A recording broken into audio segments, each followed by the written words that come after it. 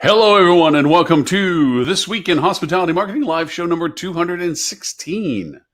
I'm your host, one of your hosts, hopefully only one, but soon to be many more, I hope. Lauren Gray with Hospitality Digital Marketing. Good morning, good afternoon to everyone. For those watching us from multiples of countries, since we simulcast around the world, I thank you for picking up odd hours of the day to go over and join us. Oh, look, Robert Cole, who said he wasn't going to be with us, is going to be with us. How amazingly remarkable is this? Robert, good morning.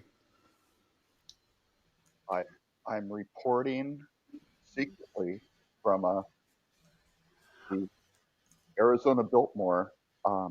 Tim Peter was also here, and I feel I must be a whistleblower on basic carnage and debauchery that Mr. Peter was involved in over the course of the evening.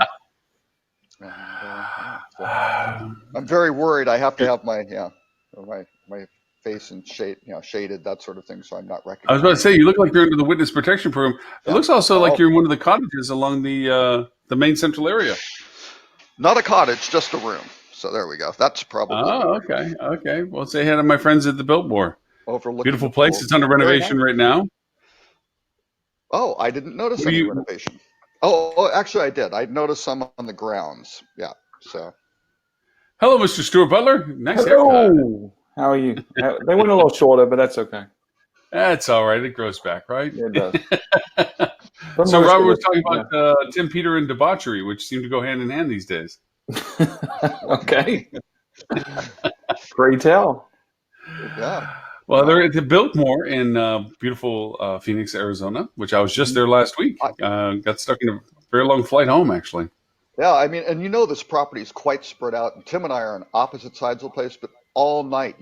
I don't know what his idea of having a combination Breaking Bad Charlie's Angels themed party was, but I mean, the whole hotel was up all night. It was just crazy. So I don't know. Did you get the Clark Gable room or no? We actually met the meetings we were at. We were in the mystery room, which was very cool. Ah, yes, beautiful room, yeah. We didn't have. By the way, I noticed that. Or anything, so. I did notice a little bit that you maybe it was being tired, maybe it was being all the debauchery that you were sharing with Tim, but you duplicated some of your topics. Did I repeat one? Yes. Oops, sorry. It was late. Hey, perfection used to be with your face on it. Now we have to put a question mark above your head. Well, I didn't think I was going to be on the show, so thank you, Southwest Airlines, for delaying my flight. Yeah. Okay. I thought you said you were going to be on a flight, so that makes sense. Okay. Well, I was going to point out, I was actually going to give you credit for this, that you pointed out in your letter to the HSMI Marketing Board that you said on July 5th, on 5th of July, 1841, Thomas Cook escorted 500 people who paid 1 shilling each for a return train journey on his first excursion from Leicester? I don't. Yeah. Ushering in a new era of travel. This week, the company ceased operations, $2.5 billion, which I didn't realize, in debt, impacting 600,000 travelers. Yeah, that's painful. And possibly more. I believe, I don't know, they had at least 150,000 Brits who I believe were like in destination around the world on trips, sort of thing. Yeah, right? For those who have not traveled, bringing them home like 16,000 a day. They went and chartered a bunch of flights. Well, that's ATOL. That's the British. They basically, because they had some tour operator failures several years ago, the government set up this fund, right, which winds up getting paid for every trip you take to cover this. But I think that was also a contributing factor to Cook just pulling the plug, because everybody gets flown back and things like that. Those in criminal. Yeah. For those in the States that don't realize this, if you traveled abroad, everywhere you go is a Thomas Cook office. Everywhere. Oh yeah, it's massive. It's like Waffle House is in the States. It's amazing. Yeah, and also planes had their names on the side. His name on the side. This is not your around the corner travel agent that just kind of bellied up. This is like saying American Airlines went under. This is a big deal. I mean, growing up in England, Thomas Cook was synonymous with vacations. If you wanted to take a holiday, I mean, this is pre-internet. When you wanted to take a holiday, you went to Thomas Cook. That was it. They were the brand. Mm-hmm. Well, and because they had all those planes, they had a lot of other tour operators, that were taking seats and things like that on those planes, so they were impacted as well, right? Yeah. And one other major consideration, I mean, to strand all these people, and hotels are basically saying, "Hey, give us money. We won't let you out of out of the hotel because." And they're like, "We already paid. We prepaid," and they're like, "We Not didn't us. get the money. You owe us." Yeah, sort of I've thing. got to feel like there's Really going to be bad. some criminal investigation into this There because has to be. the way they left people high and dry is just, I mean, not only is it unethical, but there has to be illegal, some of what they did. Yeah. You don't wake up one day and say, oh, whoops, we're $2.5 billion in debt. Let's close the doors. This is something that they must have been trying to prevent for a long time.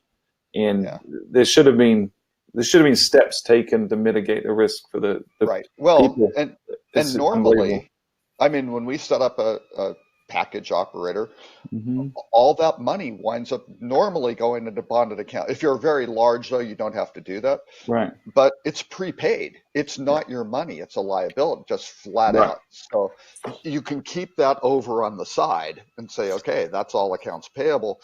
Yeah. They obviously weren't doing that. No, it's almost like kiting checks is what they're essentially doing, and that's floating. Yeah. They were almost like in a Ponzi scheme where they're taking enough money to pay enough people so everybody thought everything was fine, only to just skim the monies out of it and not make the returns on. It's amazing that an organization this size, past tense, would have put themselves in such, like you said, in such a position. This wasn't an overnight thing.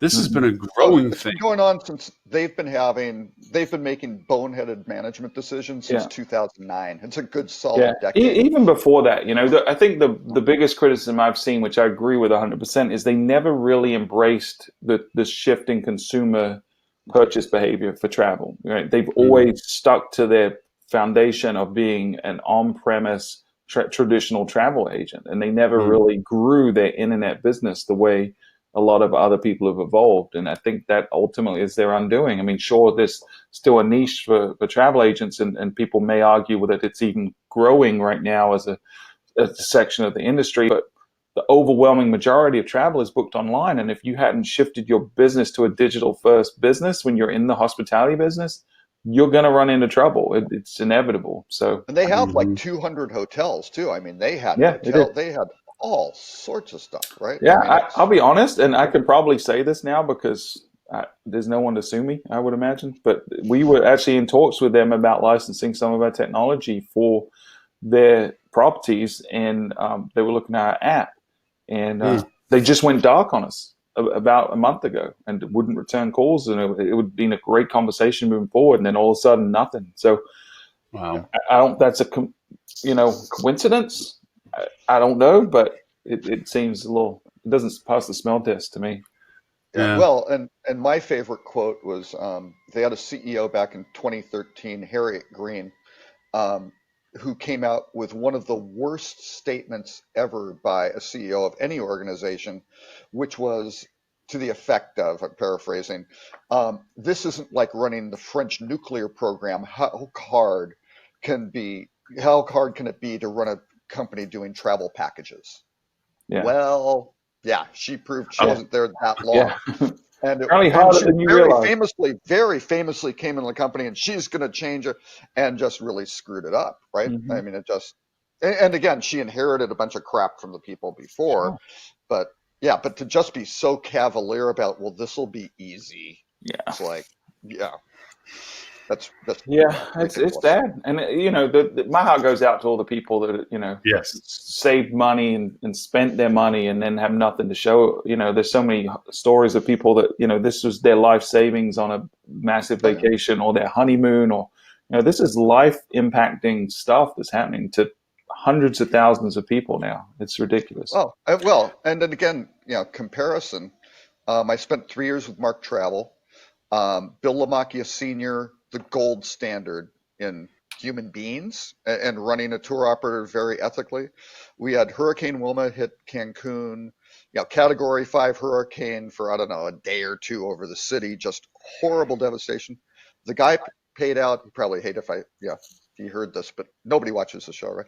Paid out $1 million of his own money, right? A privately held company, to get the 3,000 people we had in destination when that thing hit out, right? Because He didn't that's the own the right thing to planes. do. Yeah. Yeah, we were wet leasing the planes. He had to go find, equipment. He had, staff, things like that, flight crews to get down there, and it was incredible. And his point was, right, legally we aren't bound to do this. You just call force majeure and you're done, right? Right. But he goes, exactly what you were saying, Stuart. These people, sometimes it's life savings, it's their honeymoons. They've entrusted us to help them. Is there anything we can do to help? There is. So let's do that. That's the right thing to do, right? Agree 100%. Thomas Cook, not quite the same approach, perhaps. No. But also, too, I have to say, I'm a little ashamed of the hotels that are holding people hostage and so forth. That is not hospitality, because that's not hospitality. Yeah. I mean, that's yeah. It brings out the best and the worst in people when there's events like this, right? And I feel like the media is right now focusing on the negative stories. I'm hoping that some good stories come out of it, right? If I was a hotel owner, knowing that I'm going to take a hit, but a day of revenue I can probably survive as business and overcome, and the loyalty and the buzz and the goodwill and the PR that I would generate from doing the right thing to those guests versus those properties that are literally locking their guests in and not letting them go until they have money. That's ridiculous. I would never stay at that property now. And I bet there's a lot of people that won't, because there's not a way to treat people. They're already down. They're lowest. They just lost everything. And then you're going to add insult to injury by holding them, literally holding them hostage. Make them double pay, plus ATOL winds up flying them back. So they can't even have their own vacation. That's only for the British. The rest of them are SOL. Yeah, well, there's a European one too. I don't know. I think every country has. I know I saw something on a Greek site that was saying, if you're from Greece and you're involved, you needed to call somebody to do. So they have various levels of protections. Much stronger than in the U.S. I do hope that the people that go through that experience absolutely lambaste their responses to the hotels, no matter what the quality of the product looks like. The fact that they're being put in that position by those hotels, I hope they just devastate them on consumer sentiment. A lot of those hotels probably don't care. They get people from around the world. They're kind of generic products. People don't necessarily are aware of the brands and things like that. And I don't know which properties they are, but I mean, with FunJet, with Mark Travel, which was one of their brands, and we were in Southwest Vacations and United as well. We introduced a lot of people, like Spanish all-inclusive chains like Riu and Iberostar and Barcelona, which I've never heard of in the U.S., but they're all over Mexico and the Caribbean. They do a fantastic job. They're great. But again, people are kind of taking a vacation. They're going with Apple Vacations or FunJet or whatever, and they go, "Oh yeah, here's this great property. You're going to have all the booze you can drink, and stuff for the kids, entertainment, like a cruise ship, right?" And it's fantastic, but it isn't a brand buy on the hotels. So you can get variable levels of dedication to the customers. Let's put it that way. No. Now, just a quick question. Does travel insurance, I mean, when we buy travel insurance, when we fly and so forth, that has its own coverage capabilities. Is there a travel insurance that assists with this as well? It's not technically insurance. It's like coverage or something like that. So they're very, very strict about selling insurance. What does it include? It depends. Depends on the It really policy. does. Some of the stuff is just horrible because you don't pay very much and you don't get much coverage. They'll basically say, "Oh, well, if your flights are changed or canceled, maybe it covers the change fee or something like that, or it might not cover the fare differential, something like that." I mean, it can be all of it. Some of the stuff's really good where you get medical airlift back to wherever you need to be, right? So you have to read what you get and not all policies are built equally, for sure. No, I agree with you on that. I mean, I usually go through American Express when I do my travelers insurance, and it's pretty nice in the sense of, like you said, it covers pretty much everything you just said, plus also accommodation requirements, lost bag stuff. Yeah. I'll be honest, I've never once purchased travel insurance. Not once. I buy it every time I travel. Really? Even if it's a small trip? Well, especially if it's a corporate trip, yeah. If it's a travel trip for business, because you're talking about lost incomes and everything else like this, and it actually, depending, like I said, on the insurance you get, there's coverages for it. But yeah, I do it. I've redeemed it twice, where I've gotten stuck, and airlines are excellent at being able to make sure they're not held liable. It's a weather delay, not a mechanical one. Mm-hmm. It's a weather delay. Really, it's sunshiny here. Yeah. Stuart, you have to remember Lauren is the human lightning rod. You would think they would That's true. You probably need more coverage in general than I do. Yeah, probably do. But yeah, I mean, I've had where it's covered hotel accommodations, Ubers, everything, rescheduling, change fees and all that stuff. It covered everything. So I've used it a couple of times if it's big trips and things like that. Yeah, I would probably in that scenario. Especially multiple destinations. If you all of a sudden you get delayed and then you can't get to something like on cruises and things like that. I'll sometimes do. Yeah. Yeah, that would make sense for sure. Yeah, but those are also massively profitable to the travel sellers. For real, yeah. We have in our booking engine, we have the option to add damage waivers or travel insurance on the booking. Oh, yeah. In the adoption rate, the pickup rate is so high and the redemption is so low. And you price it low. If you price it low, you can still get a 400% markup on it. Yeah. Instead of 800% or something. Yeah, it's crazy. So what a lot of times happens a lot of times is the property is a new revenue opportunity for them, right? Because they don't have to handle any of it. It's all a third party that's handling the insurance and the payouts. So they wash their hands of it. All they're doing is adding a checkbox on their booking form or sending an email at some point after the booking, either way. But it's just free money to them. So and what's funny, even on a lot of marketing programs, you'll see these big giveaways of win $1 million or this, and it's some sort of thing, and it's not necessarily skill related where there's one winner or something. Maybe it's a drawing or they're pre-numbered things and people throw away the tickets. That's all done through insurance. They basically sell that out there, and they look at how many winners and how are you doing it, and somebody looks at a table and goes, yeah, we'll sell you $1 million, but you got to give us 150,000. They're like, done. Yeah. That's how like hole-in-one competitions and stuff like that work. Right, too. stuff like it's that. It's just the odds of someone winning. So a couple of things, and I say this in kind of I worked for a very large company for a while, and they were brilliant at selling at opportunistic times. They went over and sold some of their premier properties at the height. We thought, we're like, why would you sell your most beautiful properties or your greatest properties now? And then sure enough, 6 months later, boom, 2008, everything goes to heck, blah, blah, blah. And, they sold it at peak value. And I can't help but echo that thought in my head as I see the fact that MGM's dumping some of its properties in Vegas. I'm like, I'm not saying Circus is all that, okay? Circus has been one of the most tired products in Las Vegas. But it's still a huge place. Basically, hell for anyone who has any sort of clown-related sensitivities.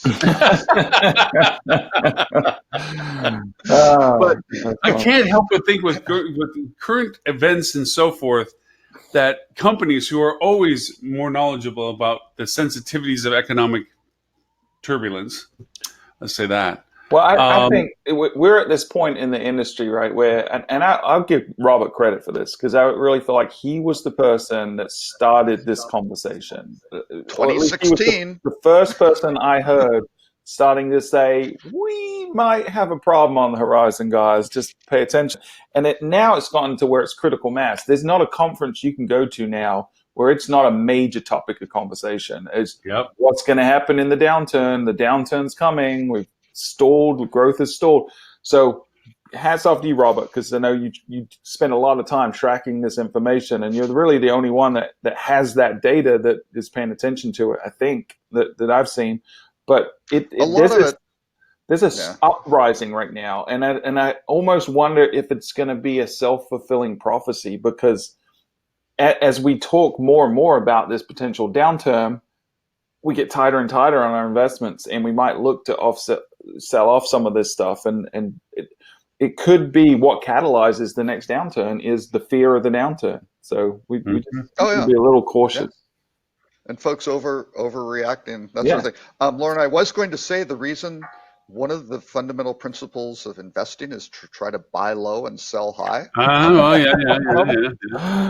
That may have something to do with what they're doing. So I equate it to something like selling your house up from underneath you while you're still enjoying living in it. It's kind of like, but they're going to have long-term management contracts. Yeah. I don't know what will happen with Circus. I haven't really read, into detail what the plans are to do that, if they're planning on retain. I don't believe MGM would intend to retain management of Circus as is and hope someone renovates it to be the same thing. So I don't really know if that'd be torn down, redeveloped. Actually, they have a huge RV park down there, which is very successful. And the thing I think is profitable because it's just it's just a factory. It's $40 million room nights. I mean, come on, you're shoveling. It's a factory. Well, I would say it's a good strategy, right? Because if we're betting people, I think we'd all agree that there's a good chance the economy is going to take a downward turn. To what degree, we don't know. But at some point in the next 2 to 3 years, right, there's probably going to be some softening that happens. So they're at the point with that property where they have a decision to make. Do we reinvest in this property now and renovate and put a bunch of money into it? Or do we cut our losses, sell this asset, bank that money, wait for the downturn, and then go buy distressed properties at a lower cost, and we're in a better situation. So and they're sitting there, and you look at Caesars, right? Caesars is maybe being bought out by Eldorado Resorts. I don't know if that's closed or not, but I think that's happening. A smaller group, because Caesars was saddled with so much debt. I remember Gary, can't remember his last name.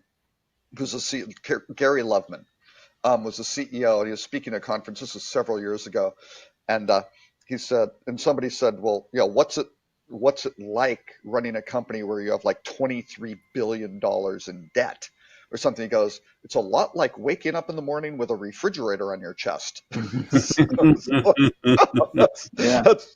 What a lovely image. That must be delightful for you.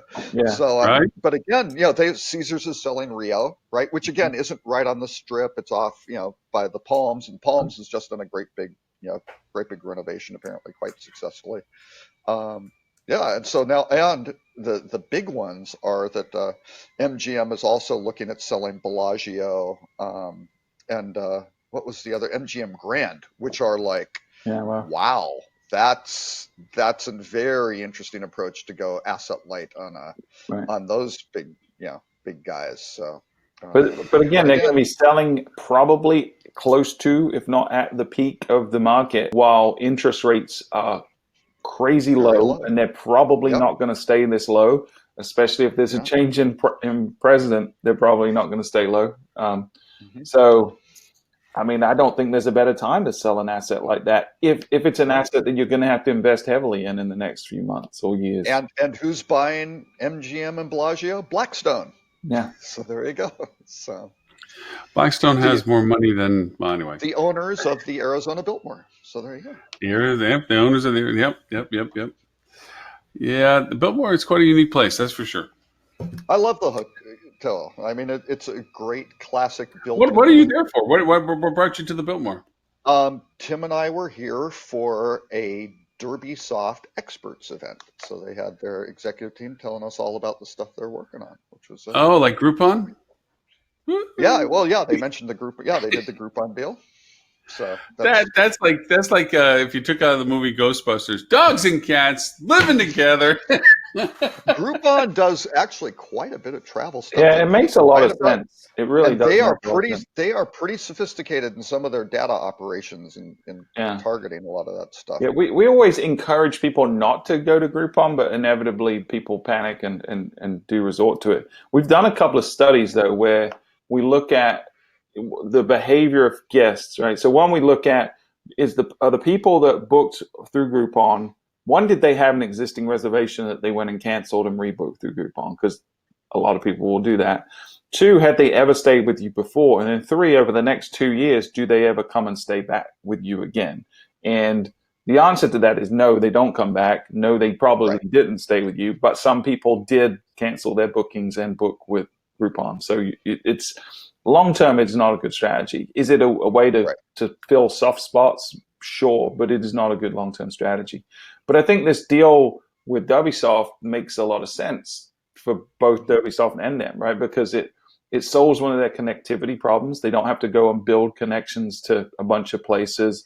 Derbysoft is going to probably pick up some clients because people want to get inventory to Groupon. Because right now, a lot of it is kind of, there's a lot of friction to it. Either you get a coupon code and have to go and call the property, or use a coupon code on their booking engine, something like that. It's not a real transaction. Voucher has to be submitted back. Yeah, you got all sorts of So there's different ways, mechanics to do it, but this will kind of normalize that, and similar to why I think Airbnb ended up buying Hotel Tonight. I think it kind of just opens up an opportunity to get access to more properties and things like that. So wait a minute, did Stuart just use the ABB word thing to get? But not in a sensational Chicken Little way, so it's okay.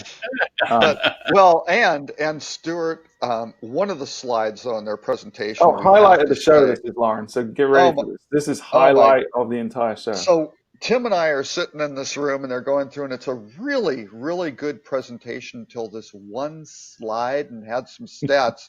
And the footer said it was from some group, Fuel Travel and Flip2 and Stand. And I mean, Tim and I just started snorting. Oh, come on. You've completely discredited. You can't show us crap like that. Derbysoft is quoting Fuel Travel. Yeah, they are. Tim said that Robert was questioning the methodology and poking holes in it. But yeah, I got this text from Robert last night. He was like, "Hey, do you guys recognize this?" But yeah, it's out of the technology study that we did last year. Ed Bender's and Hoteliers' opinion. Was Ted there? Is Ted there for the Derbysoft presentation? I believe it was part of Ted's presentation. Wow. Wow, great. And credit to them, they sourced it, right? What drives me bonkers, and I've seen this before when I was sitting there in a presentation, I'm like, wait, that's my data, and there's not a reference to fuel on there? It's like, that drives me crazy. But again, underscoring my point of, undermining the credibility of the data, maybe that's why. I know, when someone else quotes your data, then it's fact, regardless of the origin of the data. It does. Exactly. It goes past some. Yep, and it's all justified at that point. That's right. Yep. I have a favor to ask. Is there a way that I can dip out for about 20 minutes? I have to go pick Renee up from the urgent care place. I dropped her off this morning. She pulled a muscle, and I dropped her off, and now she's ready to be picked up, and I want to let her sit. But can you sit with Robert for about 20 minutes? I'll babysit Robert. Yeah. Lauren, she'll just have to wait. She has been. Send her an Uber. She has been. She's at an urgent care place, so that's fine. If just go remote. Where she needs to be. So take this on the road, put it on your phone, and load it up, and we can. It doesn't work. I did actually. I went over and bought. Guess what? Through AppSumo, a stack of ones from Live Webinar. It's a different platform for doing webinars. It's supposed to interface with Hey Summit soon, which is what I'm going to be doing the digital summit next month or in November on, and. If it is, then I've paid $450 basically, so I don't have to pay for Webinar Jam anymore. It's supposed to on the roadmap. It's supposed to do every webinars, which I do Webinar Jam with. So it's supposed to eventually be as good as Webinar Jam. It's missing some pieces right now. Does it miss the big red button that people accidentally press and stop the whole show sometimes? I haven't actually. I'm going to be asking you all to do a test with it later on. Not today necessarily, but next week I'm going to do a test webinar on live to see how the interface works, but I can have 10 talking heads on it. Oh, wow. Just 6. Zoom, I still think Zoom webinars is the way to go. Yeah, no, it's too expensive. It's too expensive. It's $179 to do what you're wanting to do per month. No. It's like 40. Oh, yeah. If you have a Zoom license, then it's only $40 more. It's not $179. It's hard to say. Anyway, Joey, if you could give me about 20 minutes, I'll be right back. I'm just going to put it on pause here. I'm going to make you administrator, so don't hit the bigger button. All right. And I'm going to go over and grab her and bring her back to the office. They gave her a shot for muscle spasm, so she's all loopy. So I'm going to go get her. Hey, record it. It'll be like David after the dentist. I do. I have my little. You saw. Did I show you that, Stuart? My little camera. Yeah, secretly recorded. Oh, is this your i360? Yeah. Yeah, 18 grams. Go pick up your wife. Stop talking about nerdy stuff. All right, I'm right back. Bye. What do you say? 18 grand? 18 grams. It's tiny. Oh, it's 18 grams. I thought he was quoting the price. I was like, wow, AppSumo. I didn't realize you could buy he's talking metric system measurements of weight. Sorry, Americans don't understand. I see. Yeah. No idea what you're talking about. Yeah. I'm concerned about Tim. I mean, I invited him to breakfast. I told him he needed to get the hookers out of the room. I mean, number one, shoo them out. My text message was, shoo them out of the room, come have breakfast. But no, I don't know. And he said, so you haven't seen him all morning? Yeah, have not seen him. Just the ruckus last night. That was, well, hopefully he's hanging in there. Yeah. Maybe noticing a bit of a headache. Exactly. I think I've been to conferences with Tim. He's very well behaved. He may be outdoors scouring the grounds for his clothes. That's my theory. Wow. I figured we'll just punish him for not being on the show. Since like you said in the notes before, that if you're not here, then that you're fair game for ridicule and mockery. So exactly. Yeah. So any other? I kind of thought IHG launching a loyalty partnership with Mr. and Mrs. Smith Hotels. I've always been a real fan of Mr. and Mrs. Smith. I think it's good for I think it's good for IHG. So I'm not really familiar with Mr. and Mrs. Smith Hotels. Oh, Mr. and Mrs. Smith, it's a little kind of a representation group with really nice, independent, smaller, boutique hotels. Okay. And they just do a great job of curating the portfolio. So they're basically expanding the loyalty program to encompass their properties as well. Yeah, Hyatt has done their deal with small luxury, and all these guys are kind of expanding out, and it's a nice little group. Now you kind of look like, how does this fit into IHG? Yeah, is that the right match? And I'm not sure for Mr. and Mrs. Smith if all of a sudden you've got a bunch of Holiday Inn Express folks who are accumulated all their points and charging off to go to some little place and don't know what to expect. Right. But I don't know. I guess they'll find out. I mean, I would imagine that it's going to still appeal to a certain type of demographic within the portfolio of IFG. So, I mean, time will tell, and the good thing with these kind of experiments is they're not locked in. I think it can work really well. We've had some independent properties have tried it with Choice before and Wyndham, and we've got one now that's trying it with Marriott, so I think it's a good way to get your brand out in front of a wider audience from the independent properties perspective. And then from IHG's perspective, it's a good value add onto makes that a unique value proposition for the membership program that is, the other big properties don't necessarily have. So differentiates you a little bit. So I like it. I like partnerships, man. And it doesn't overlap their current brand, so I don't think they have a lot of it's not cannibalizing them anything like that, which is great. But no, they've got a great little portfolio of hotels, and they've done a really nice. So how many properties does Mr. and Mrs. Smith have? That's a very good question. I've got to think it's maybe a couple hundred or something like that. Oh wow, that big. Yeah, yeah. It's I'm trying to think. Actually, I'm just looking really quick to see if I can. And is it primarily North American? No, all over the world. UK based, I believe. Oh, they are? Okay. Yeah, it's a husband and wife who aren't. I think their last name is Lohan or something like that. So, okay. I don't know how many properties they have, but anyway, no, it's a really nice little collection of hotels, and the website and everything. It really kind of brings out what's special about each property, as opposed to just the kind of generic booking engine approach to. So what you should do as independent properties. Yeah. Yeah, Yeah. like talk about what makes you Yeah. different. I And love it when we celebrate things like that everyone should be doing, but because so many people don't, that it's unique. yeah, It's and interesting. I was completely wrong. 1,313 hotels, 306 villas. Oh wow. 48 experiences. They've really now. Here are some of the ones that they have. They do have some really cool. Lake Cora in upstate New York. Mhm. It's an estate. Rates per night $15,000. With now, Stuart. Before you laugh, you get the Smith Best Price Guarantee. Okay, well, good, because So I would not want to see that somewhere else for $14,000. and a Yeah, free as a Smith extra because again, if you book through them, you get some kind of bonus type things. A champagne reception on the night of your arrival. So that's obviously a whole estate, right? I don't know how many bedrooms, things like.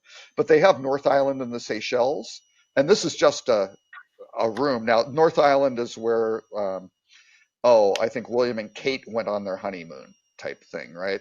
So that's $6,500 a night. But again, best price guarantee, so you aren't getting yeah, ripped that's a off. bargain for sure. And you get an hour-long massage in your villa, and that's a very, very green property. It's a great, it is a great spot. I You, have you not mean been there. green as in it has a lot of money? Is that? Sustainable, well, both, I think, yes. Yeah. Yeah, they've got Amman Resorts and Courchevel, Yeah. 3,500 a night. Yeah, I think I would get travel insurance if I stayed at one of their properties, Yeah, most likely. exactly. But I had no idea they were up to 1,300. That's pretty legitimate, man. Yeah, That's a big portfolio. that maybe a few night stays at the Holiday Inn Express to work up enough Yeah, points it to would go to take. Lake Yeah, you'd Cora. have to live in a Holiday Inn Express for a year to be able to afford one night. Oh, I think it'd be longer than that. Yeah, probably so. Yeah, it Yep. is an interesting mismatch, especially as high end as they seem. That's Yeah. Well, and they have some others which are, they'll have little yeah, boutique ones out and the yeah. I think country we're going club to see more and Highlands more and of stuff. this, though. I think more collaboration type scenarios as everyone's trying to compete, especially as the OTAs get more and more entrenched in loyalty programs. I think that people are looking for more and more differentiators. So this is good. Right. Yeah. Yep. I think it's I'm just win-win. I'm just starting. I'm going to be advising a startup that's getting into kind of an interesting sector related to all of this. So I can't talk about that quite Blockchain. So let's go with blockchain. You'll be good. a VR blockchain. That's what Hmm. that's what we figured Yeah. would be the key. So Yeah. anyway, but yeah, I think that's an interesting interesting combination. So Hmm. it may work out well for both of them. So Yeah. Hey, can hey, I go off hi script again. a second, real quick, Sure. and then we'll jump back to them. I was Yeah. surprised you didn't mention, unless you mentioned it last week. I wasn't on the show, but Google's core update this past week. Oh no, I Um, didn't. Please. yeah. So Google made a couple of announcements recently on the search engine side that are interesting because they go quiet for a long, long time, and people will discover how this change happened and this impacted whatever. Yeah. But a couple of weeks ago now, they came out and said they're going to change the way they are handling no follow links, and they're Oh asking yeah. people to add an attribute to no follow list links to disclose Right. if it's a sponsored link or something like that. Which traditionally, no follow links, for those of you that aren't technical, are used when you're linking out to something that was paid content or sponsored in some way, or if you didn't want to pass equity to that site that you're linking to. So, Right.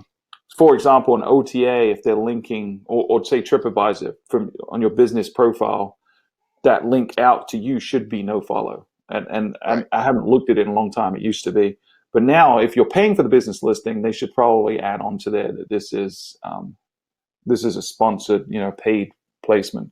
And Google hasn't quite said why they want people to do that or what they're going to do with that information. But Yeah. coincidentally, a week or two later, they came out and said, "Oh, by the way, we're doing a major core update this week on the main search algorithm."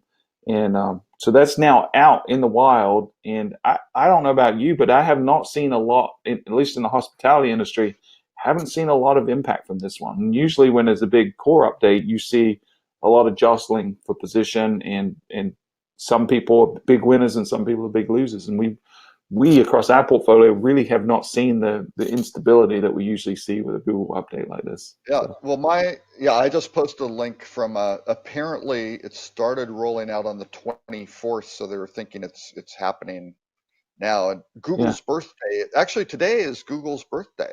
Wow, how about that? Yeah, so yeah, maybe today's the maybe today's today. I don't know. So Google is 21. Google can drink legally now. So well, maybe that's the core update. We're gonna get some kind of That's fine. beer goggled Well, search results. Google.co.uk has been drinking for 3 years. So, yeah, Oh yeah. this is 18 there. Yeah. Oh, that's right. Yeah, exactly. Yeah, but no, this was potentially a big deal, and it was surprised. The reason I wanted to bring it up was it was surprising to me that how anytime something's going on with Google, there's usually a lot of fear mongering, right? There was like Mobilegeddon was the big one a few years Right. ago, and Yeah. you see so much stuff about SEO is dead and all this sensational nonsense. But this one was really quiet. It kind of no one was really buzzing about it in the hotel industry, which really surprised me. And Right. fortunately, that might have been the right thing because it doesn't seem so far, and I don't know how long it's going to take to be fully deployed on every vertical. But right now, knock on wood, it doesn't seem to have had any major impact, at least for folks that are following best practices. And Yeah, typically and algorithms target bad actors. So typically, if you're doing the right thing, it shouldn't negatively affect you too much. yeah, and I'm putting a link. I think we covered it in early August about what the what was happening Mm-hmm. with it. But you're right, I haven't really heard anything doing it. Yeah. But I have a link from the official Google blog that I'll put in the notes here that will cover off what webmasters should know about the core Yeah. updates and Yeah. yeah. So So well, there's and I that. think one of the things was all these no follow links. They basically said, we are going to follow them. Yeah. Sort Yeah. of thing. And we track all the stuff, we just won't publish, Yeah. maybe. Yeah. But I Well, think they're taking all those as signals, right? It's yeah, all right. signals. Because so it used to be, okay, do we pass this, magical link juice Mhm. from your site to theirs if it's no follow? And they've always said no, we won't. We'll still index the page you're linking to, but we're not necessarily going to pass anything that's going to impact page rank or anything like that. So now they're basically saying they're hedging their bets a little bit and saying, well, we want you to disclose if it's paid or not. Oh, and by the way, we may start passing some of that. We may start paying attention Yeah. to these differently than we have in the past. So, And how we do that is none of your business. yeah, exactly, exactly. And Yeah. until the government steps in and tells us that we have to publish our algorithm, which is a distinct possibility in the near future, which I hope does not happen. Yeah. Yeah. So yeah. Sorry for the derail. We can jump back onto script now if you like. That's okay. That's a good one. I was going to say Hyatt has another brand. They didn't have enough. No one has enough brands. They need to keep So adding brands. it's I think it's a mid-scale lifestyle brand or something like that. And it's just Mm-hmm. like, Best Western has Glow and Vibe, and I mean, all this stuff is just going to get so crowded and so, And I don't understand why we allow it, right? Because, I mean, we're under no illusion why they do it, right? It's not Right. about covering different demographics and all the things they spin it as being. It's about being able to have more product in a single destination. That's the single reason that Marriott hasn't consolidated after their merger with Yeah. Starwood, right? It's because now we can have twice as many properties in this destination without pissing off our owners. Owners need to wake They're up. sort of pissed off, but the owners can't really They've say got no much about it. recourse, right? So um, this needs Yeah. to be something that I think needs to get straightened out, and people need to organize and rally behind it because it's going to get out of hand. Like when is too much too much? And I think we're Well, already at that point. I think the really interesting, depending on the severity of a downturn, you're going to have a situation. Marriott has 90 some hotels in New York City. Yeah. Some maybe a couple are in Brooklyn and things like that, but the core thing now, Hilton has 13. That's Mm-hmm. a pretty big difference. So you get a downturn, and when you really start looking at how much traffic is Marriott generating because of Marriott, as Right. opposed to the hotel just existing in that spot at that price point, right? What is the brand legitimately generating that's differentiated? Um, Yeah. I don't know how, Yeah. When if you have a Marriott can feed all 1% those chance, cows in the town. right. So someone comes to Marriott's flagship and searching for New York, and you have a slightly better than 1% chance that they're going to select you from the Right. mothership. This is meant to be driving all your direct bookings because Yeah. you're not allowed at your own website anymore. So Right. this is, you're reliant on this and all the OTAs, and the OTAs have hundreds of hotels in New York. So it's an even Right. bigger battle there. I think if you're in that situation in a saturated market, you really need to seriously consider deflagging. There's so much more opportunity to market and differentiate yourself if you're an independent property in a market like New York or anywhere where there's saturation. Yeah. And From maybe your if you're the Marriott franchise. Marquis or something like that, Sure, I think you're we're not okay, in right? Times Square or what, but all of Yeah. a sudden you start to be the court, and maybe the Courtyard East Side does okay. You can kind of go, okay, there are a few of these, but Mhm. when you're the seventh, whatever, Right. and you're But in kind of a, yeah, but even, I mean, I think you could argue that either way, right? So you'd say, okay, the yeah, Marquee is the flagship in well, New that's York, true. right? Yeah. But it's a phenomenal property in a phenomenal location. I've Right. stayed there a couple of times. I would probably stay there every time, regardless of whether it was a Marriott or not, because I'm comfortable with it. A lot of people would, and because of your location, because of the luxury that it offers, you could sell that. You could merchandise that really creatively, Oh yeah. and going after keywords based on your location, based on your amenities, based on You've got a lot of whatever meeting it is. space. You've got, Yeah, a there's a big lot of chunk of it is opportunities going to to, be, to reach different types of audience. Now, would it be a lot of work, and would you need staff to manage that? Sure. But at the end of the day, would that be less than the 15% or whatever you're paying for the franchise yeah, fee? Probably could be. So right. Yeah. Yeah, it's certainly not, yeah, the franchise fee's got to be a big one. I don't know who owns that property. I'm not sure, but I don't yeah, know. They do a good job, man. Their staff are great. The property itself is in great condition. I mean, that's yeah. where HSMAI holds its annual marketing summit. I almost said digital marketing summit, but they dropped the digital, right? So I'm not sure if they did or not. Maybe. I think they dropped the digital from it. I think so. Yeah. Yeah. I think it's just a strategy conference or marketing strategy Marketing conference. strategy. I think it's now marketing strategy Yeah. conference. But So so I've stayed there a few times. We'll be staying there again in January, and it's a wonderful property. I don't think they need Marriott. I mean, they're doing great. Obviously, they're always bustling, but could they survive without it? Absolutely.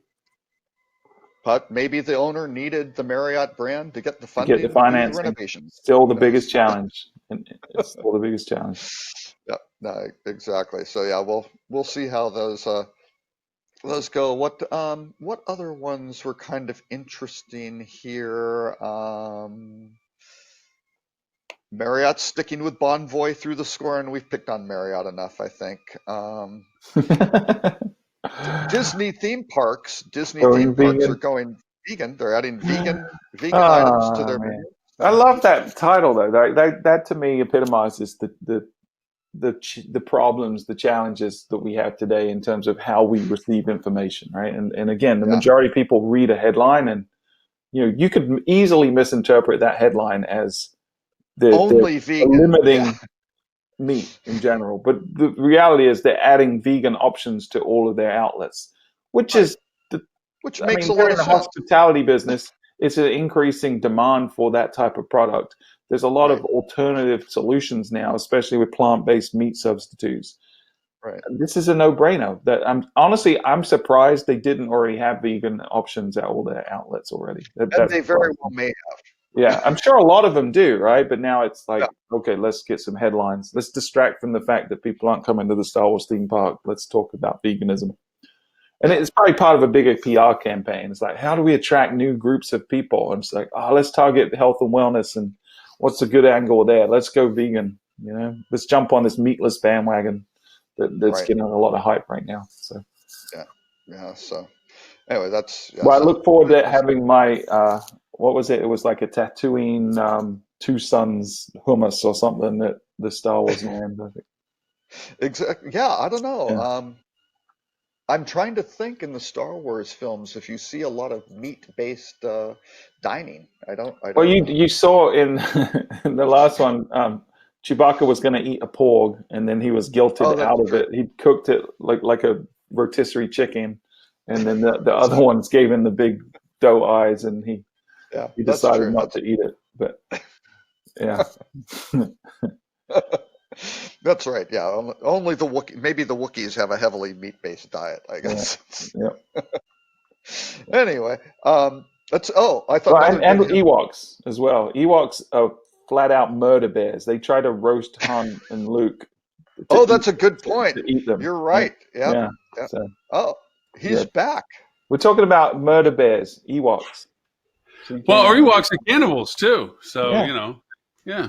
Well, they're not They really want to Cannibals. technically cannibals because they're not eating Wait, do they themselves. eat other equal Ewoks or No, Yeah, the? remember all the Ewok skulls that were around? I they weren't mean, Ewok skulls. They were other creatures. There was like stormtrooper helmets, and there was a oh predator yeah. skull and some other stuff. Also, there was some Ewok heads. I don't Little, think so. They're strictly a humanoid diet based creature.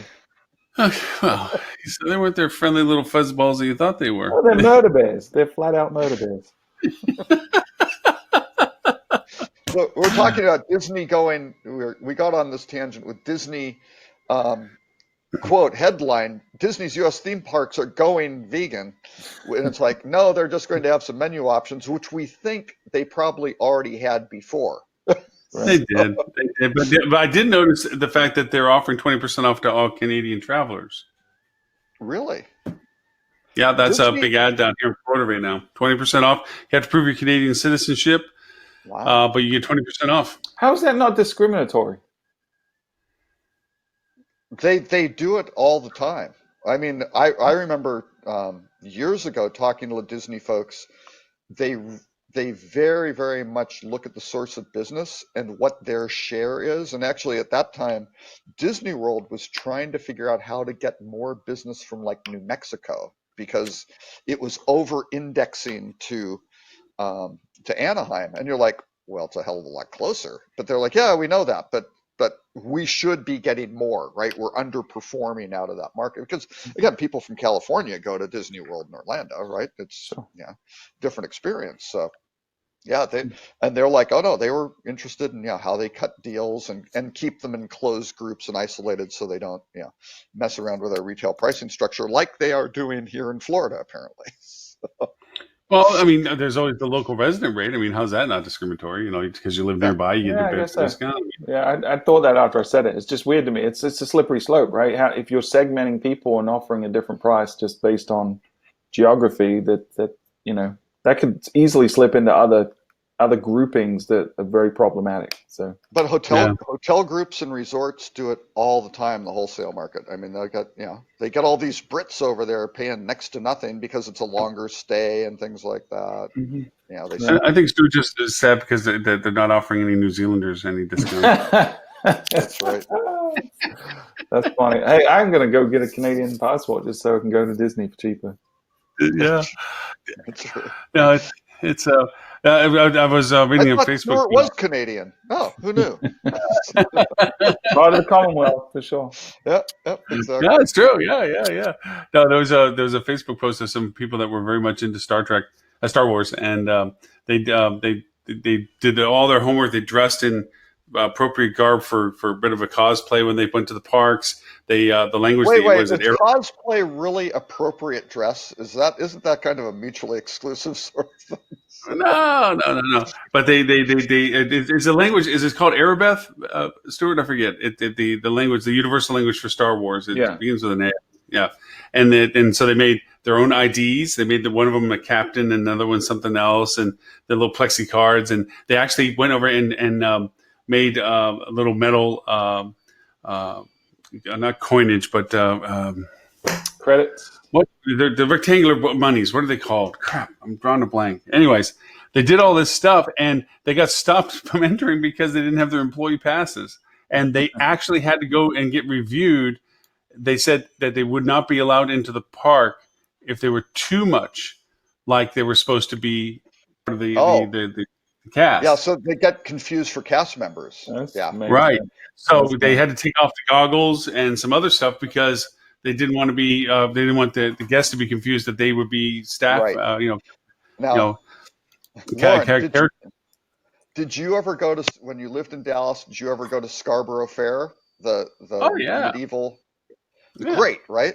The classic was always seeing the people visiting taking pictures with who they thought were cast members, who were not. They were just other attendees. Right. Oh, down here, I mean, it's actually kind of fun because when we have bike nights and things like this in Cape Coral, there's some people that walk around and they're in their attire. There's a couple that dresses in Renaissance, and he's got the whole pompadour outfit, sword, everything, and the police are constantly stopping because he's got this little 4-foot broad sword. Nice.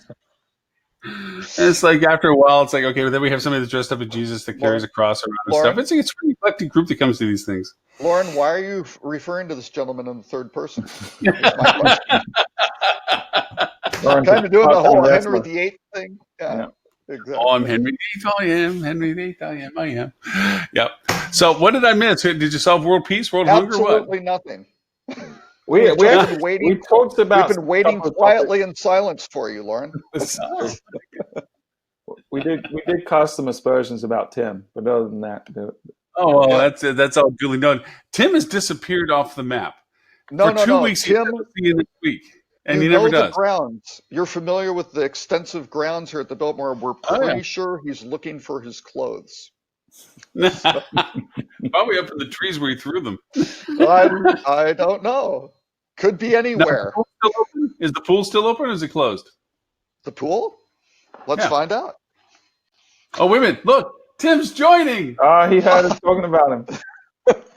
Big brother was watching. Pool is open. He's alive. What happened? Your ears are burning, dude. We're talking about you. You found your clothes, finally. Yep. What? Your clothes. The ones you threw up in the trees from the party that about your wild night last night. Wait, I'm sorry. I warned you that I had to tell people that, I mean, I didn't go. I was invited, but I couldn't figure out the theming of kind of the Breaking Bad Charlie's Angels combination. I just didn't get it. So. Well, that's how I roll. Nobody knows how to throw down like a, 50-year-old guy. Yeah, well, and so there was conjecture when you didn't show up, and I explained, wanted to go to breakfast, didn't really hear from him, and we came into the conclusion you were probably, expansive grounds here at the Arizona Biltmore. You were probably looking for your clothes. Well, the truth of the matter is you're right. I mean, what can I say? That's right. You can neither confirm nor deny. Okay. Well, yeah, exactly. I've locked it into a secure file server that all the details that nobody's allowed to access. Oh, that's fun. Okay. Yeah. So, how many people showed up at the River South event? How many people did they get? It was a very select group. Yeah. And you guys both made it. That's amazing. Wait, whoa. They can't be in the same sentence, Robert. Your name cannot be in the same sentence as select group. Well, I know, but I have dirt on a lot of these guys. So. Oh, wow, that case. All right, yeah. Leverage always works. Yeah. So yeah, maybe a dozen people or something like that. So. No, that's not. There's only people who knew Tim Peter was kind of the thing. I think if you knew Tim Peter or convinced them, then you. Tim Peter was the theme of the event. Well, again, it's a cross some of us have to bear. So we have to have it here because of security. The groupies are always a problem with Tim. And if you can get, the Biltmore, it's kind of, there's a long driveway, so you can get the proper security details and several lines, of security that. So, some people that were there. I mean, Ted. You mentioned Ted was there. Yep. Was what's the name from Chicago there? God, I'm trying to think of old names now. No. It was Keith and Dwayne. It was Keith God and Dwayne Overgard, and then a bunch of Pablo O'Brien, and then a bunch of folks. Oh, Pablo was still there. Really excellent. And then a bunch of folks from Shanghai, the Shanghai office. It was mostly the leadership team. I think they are all the senior execs of the company. Yeah, very nice. Wow, there really was a think tank then. I'm glad that they're moving along. Yeah, it was cool. It was a cool thing. I ridiculed them, although Stewart defended them with this whole Groupon thing. I still think it's like dogs and cats sleeping together, but I think it's a mutually beneficial relationship. Makes perfect sense. Perfect sense for DerbySoft. It's great.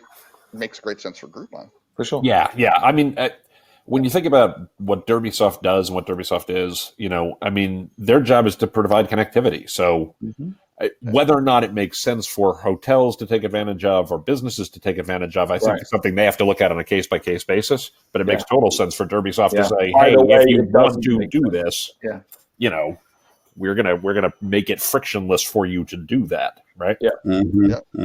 That was the case we made, and I pointed out, that when we've dug into the data of the long-term impact of an individual property choosing to use Groupon as a distribution channel, it doesn't look so great, right? But so I definitely don't recommend hotels jump on the Groupon bandwagon just because it's a bit easier now. But certainly for those that are doing it and choose to continue, this solves some of the challenges, the friction points that has existed, will probably drive more people to using DerbySoft as a connection partner, which will drive them revenue, and then we'll probably get Groupon more business as well. So it's win-win. Has DerbySoft changed their pricing structure at all that you're aware of, Tim, from times past? Say that one more time. I just didn't hear you. I haven't talked to them in a while. Have they changed their pricing structures? I mean, I use Whip because it's just dirt cheap compared to what DerbySoft poked around. I don't honestly know the answer to that. For a couple of my clients, I use Whip because they're the only ones at the moment who have the interface to the PM systems that are in use by those properties, right? So it's not a judgment statement about Whip or DerbySoft. There's pros and cons, in all those cases. It's that literally the connectivity exists or the connectivity doesn't. So that kind of drives the decision right there. You can't do hotel ads without connectivity. And if the connectivity doesn't exist to the PM, or it only exists through one partner, guess which partner you're going to use? Yep, exactly.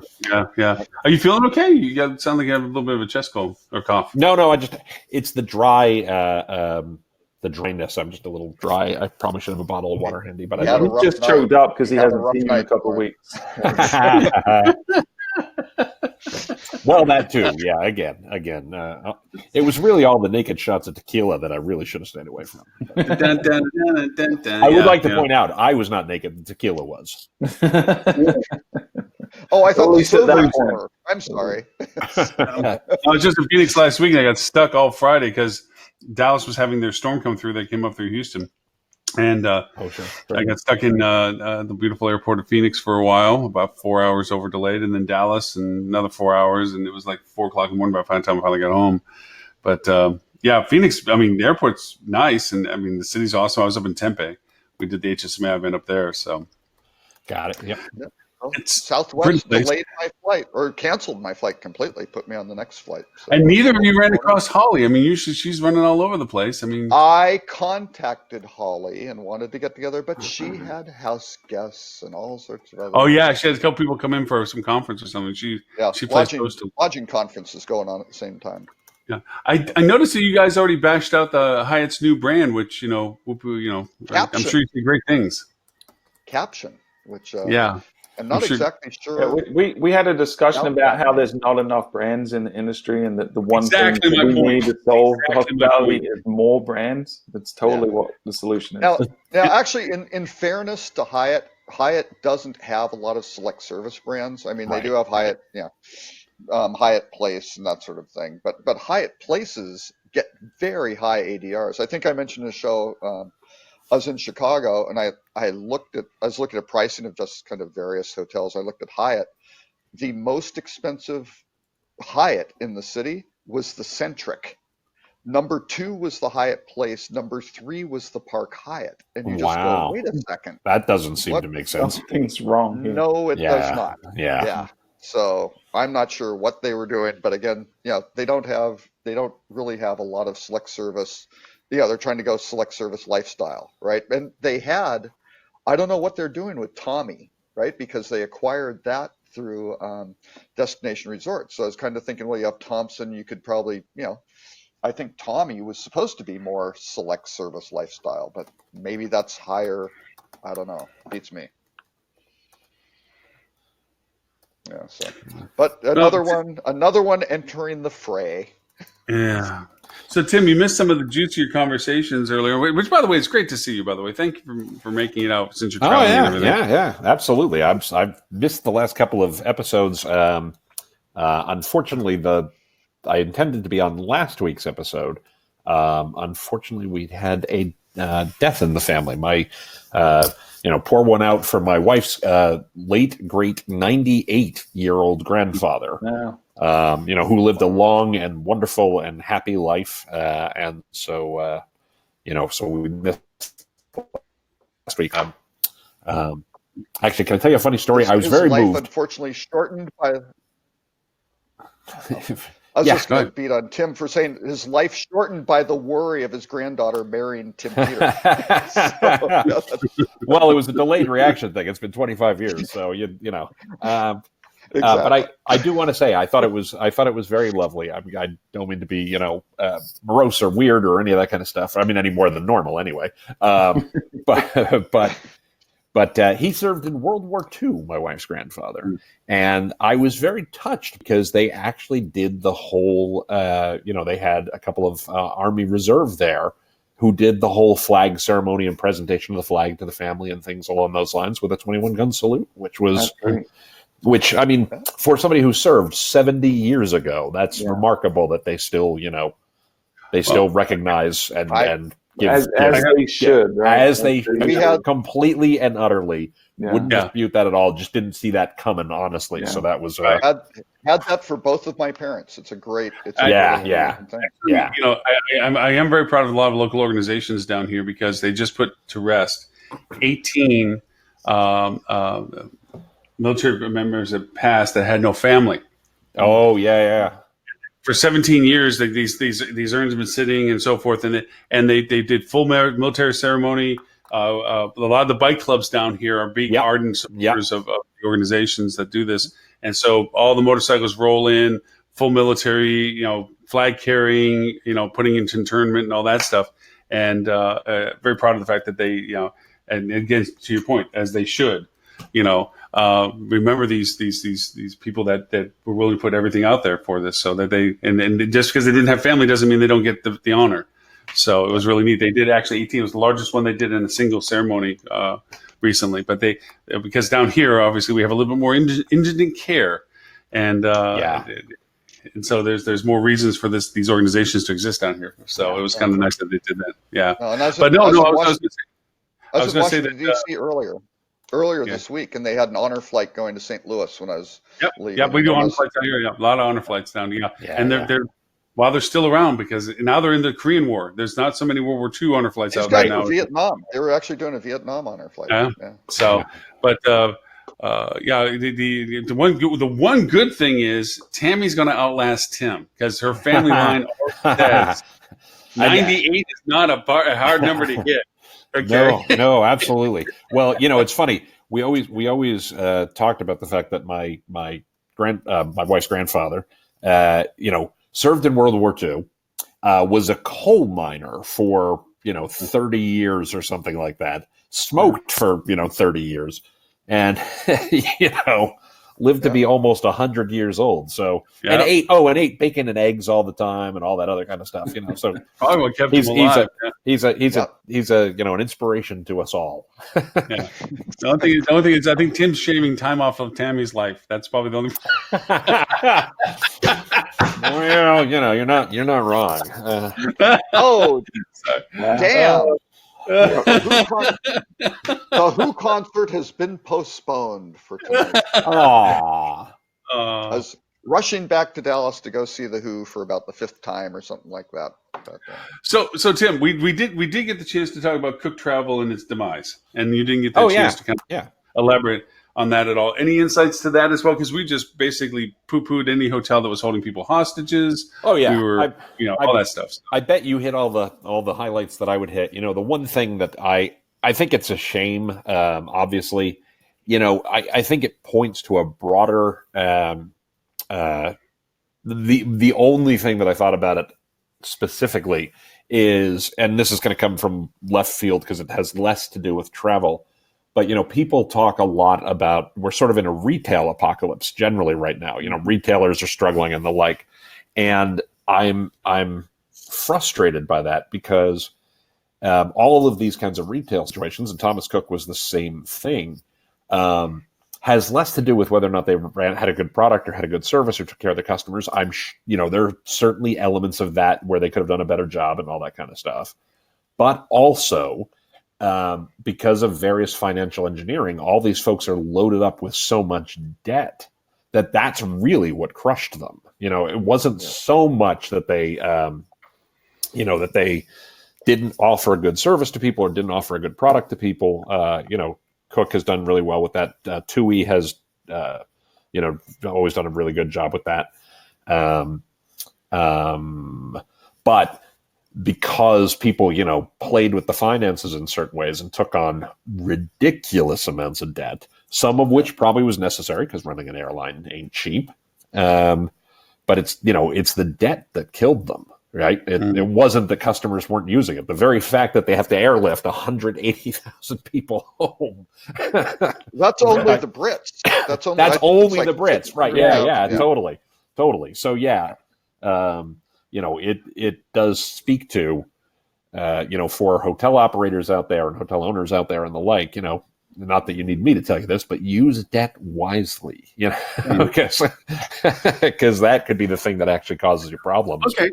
So let me ask an arbitrary question, because the other combination link of this was, the notable, and I made this comment before working for a large company, they sold a lot of their assets at what I considered a ridiculous time, that they sold them at this peak, where we were at this peak business level, only to be that they were incredibly brilliant because they sold it at peak level. It's only to have 6 months later, 2008 come crashing down on everybody. So they sold the hotels at the optimum value that they could ever be attained at. And you're like, this is brilliant, but again, people like that are very sensitive to economic shifts. And then with the changes that are going on in Las Vegas right now with MGM selling off Circus Circus, and we talked about the other ones and so forth, is this also kind of indicative of this is the optimum time of value proposition because we are going to go in towards something?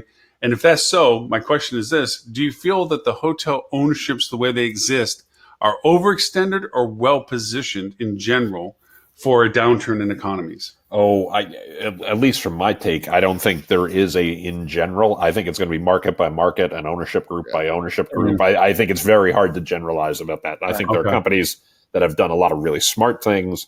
I think there are some companies that maybe could have done some things and they're probably very over leveraged. And if revenue starts going down while operating costs continue to increase and interest rates go up at the same time, that's a really bad combination. Correct. If you're over leveraged, so there's going to be some consolidation and stuff. Leverage is great when markets are going up, not so good when they're down. Exactly. So taking one out of the hat, do you think Aimbridge's acquisition of Interstate, are they looking for what they did in a way that because we know that when they're that scale, operational values and so forth are really tight, and they just paid all their coin out and leverage and everything else to acquire almost someone of equal capacity and size. Is that putting them in a vulnerable position for the next 18 to 24 months? They've got a private equity group behind them. Yeah, I think they've got some big backing. That's where the money's coming from. They're going to find a lot of efficiency there. There's a lot of overlap in overhead. Interstate had 600 properties. The 800, they can probably not shed 50% of the people, but they'll shed 30-some%, I bet. Yeah. Well, and I haven't looked at their financials at all, so I can't comment from a financial perspective.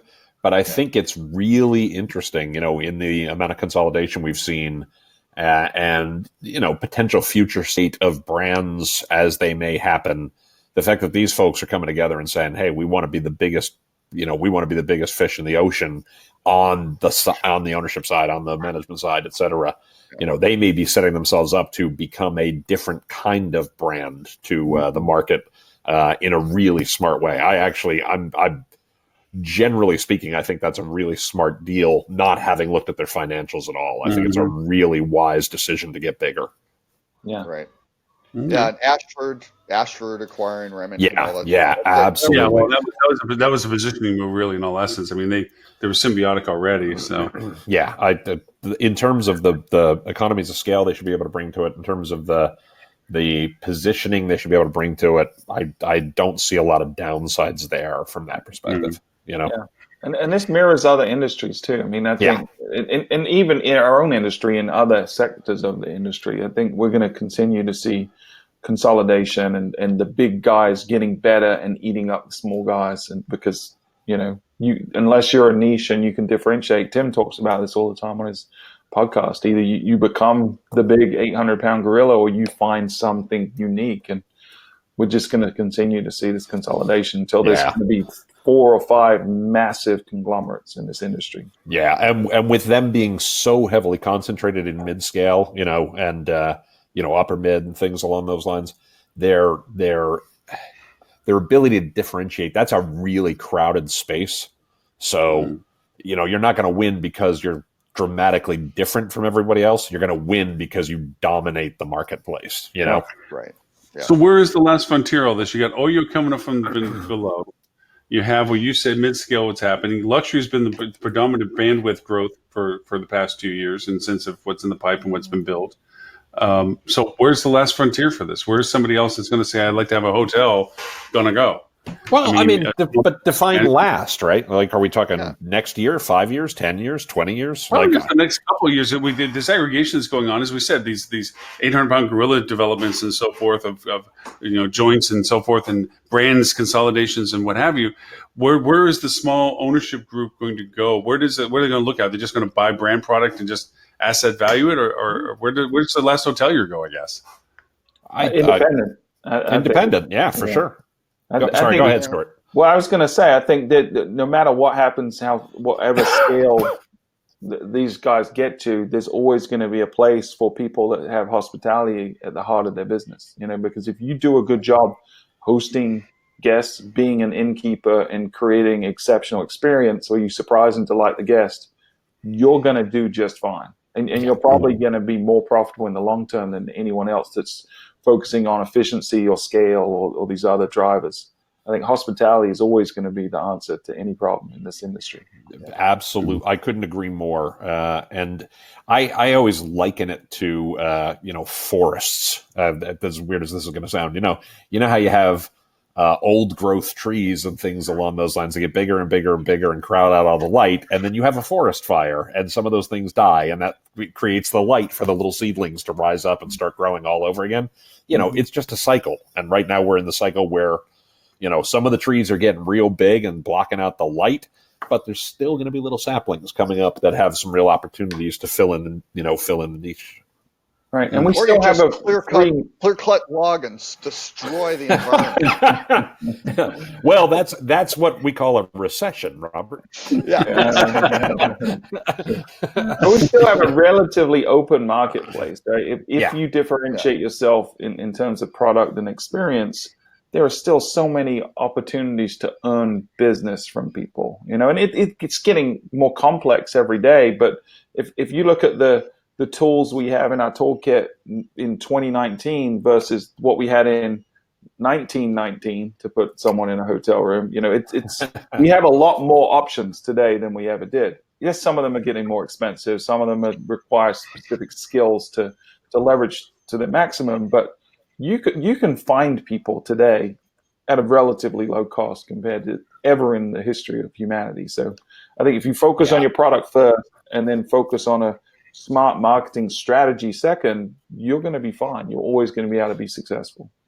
Yeah, I always use 2 examples. I probably need to update my... No, you're fine. I probably need to update my examples, but I always, in addition to my own clients, who I think do a really good job of this, they tend to be very differentiated and independent and fiercely so.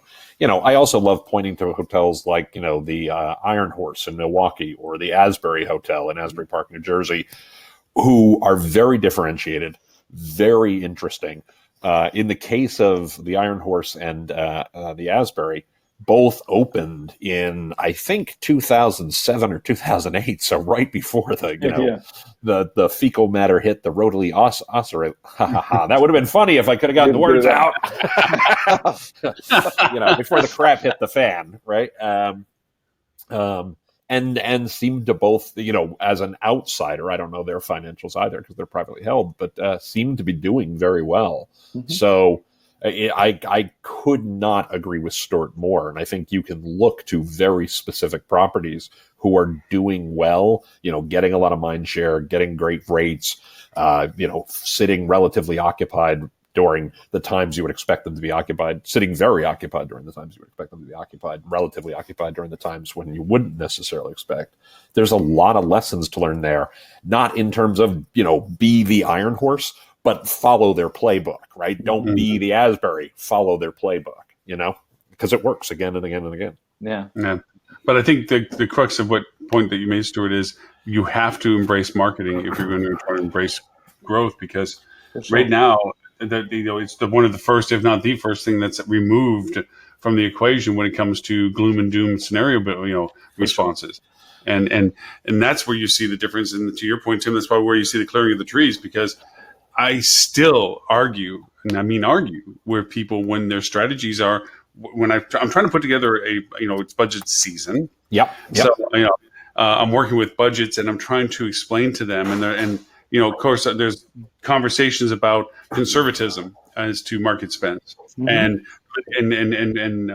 conditionals as to what would happen and so forth. And everything is on a regress. Like, okay, if that happens, we have to cut back these costs. Yeah. And I'm like, I said, hold on for a second here. If you're getting this rate of return, so every dollar you're getting $7 or $10 back, and you talk about the fact that business begins to slow, how is the logic stream that you're going to remove that money's going to improve? You can't cost yourself into profitability. That's exactly right.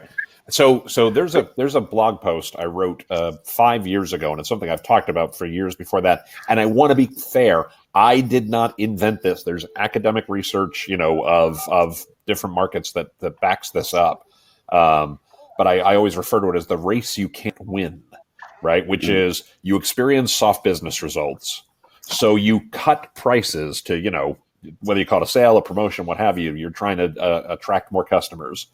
You then have to cut service or marketing to pay for the lower price. Mm-hmm. Maybe, if you get lucky, your short-term sales improve, but usually not.